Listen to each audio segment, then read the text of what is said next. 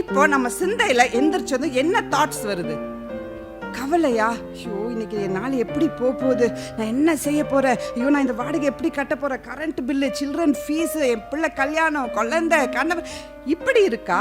இல்ல, கர்த்தர் என்னை தெய்வீக சமாதானத்தால நிரப்பியிருக்காரு அப்படின்ற அந்த சமாதானம் இருக்கா?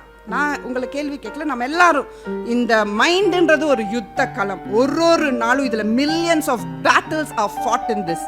நம்ம பார்க்கறதுக்கு சிரிக்கிறோம், ஆனால் இன்னைக்கு காலையில எவ்வளோ யுத்தம் நம்ம மனசுல. ஒரு நபரை நமக்கு பிடிக்கல, அந்த நபரை பார்க்கும்போது எப்படியாப்பட்ட ஒரு யுத்தங்கள். ஐயோ சிரிக்கலாமா, பேசலாமா, இது பண்ணலாமா, எப்படியா.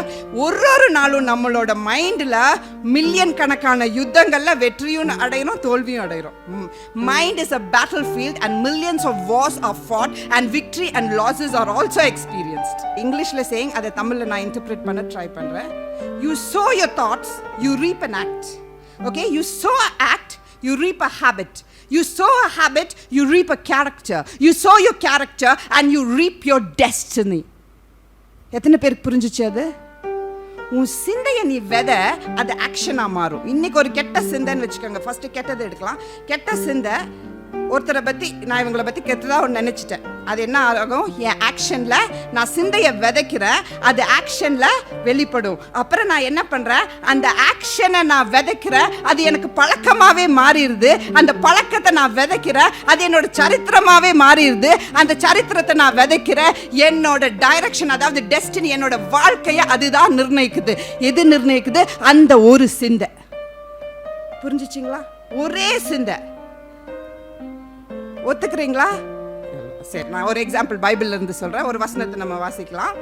1 சாமுவேல் 18:7-8. அந்த ஸ்திரீகள் ஆடி பாடுகையில் சவுல் கொன்றது 1000. அந்த ஸ்திரீகள் ஆடி பாடுகையில் என்ன சொன்னாங்க? சவுல் கொன்றது 1000. சவுல் கொன்றது 1000. தாவீது கொன்றது 10000. தாவீது கொன்றது 10000 என்று முறைமுறையாக பாடினார்கள். ஒருத்தங்க என்ன பண்றாங்க? ஒருத்தரை நம்ம அப்ரிஷியேட் பண்ணும்போது எப்படி தெரியுங்களா அப்ரிஷியேட் பண்றீங்க? உங்க தங்கச்சியோட நீங்க நல்லா இருக்கீங்க, உங்க அக்காவை விட உங்களை கேட்டாங்களா, நீங்க நல்லா இருக்கீங்கன்னு சொல்லுங்க. நியாயம். அது என்ன? நல்லது செய்யற மாதிரி செஞ்சுட்டு கெட்டது செஞ்சுட்டு வந்துடுறோம் பாத்தீங்களா? ஐயோ உன் தம்பியை விட நீ அழகா இருக்க, நீ கலரா இருக்க, உன் முடி நல்லா இருக்கு. எதுக்கு? அதுக்கு நீங்க வாயை திறக்காம இருந்திருக்கலாமே. ஒரு குடும்பத்தில் ஏதோ ஒரு இதயத்தை நம்ம காயப்படுத்திட்டோம் பாருங்க, இல்லையா? நம்ம எங்கேயோ போகிறோம். இங்கே என்ன பண்ணுறாங்க அந்த லேடிஸு? தாவீது ஒரு யுத்தத்தில் ஜெயிச்சிடறாரு. அவங்க என்ன சொல்லியிருக்கணும்? வா தாவீது ஜெயிச்சிடறாருன்னு சொல்லியிருக்கலாம். அவங்க என்ன பண்ணாங்க? முன்னாடி இருந்த ராஜா எவ்வளோ கொண்டாரா? இல்லை, இப்போ ராஜா அவர் தான் ராஜா, இன்னும் ஆக போகிற ராஜா இவர் எப்போ ஆவாருன்னு நமக்கு தெரியாது.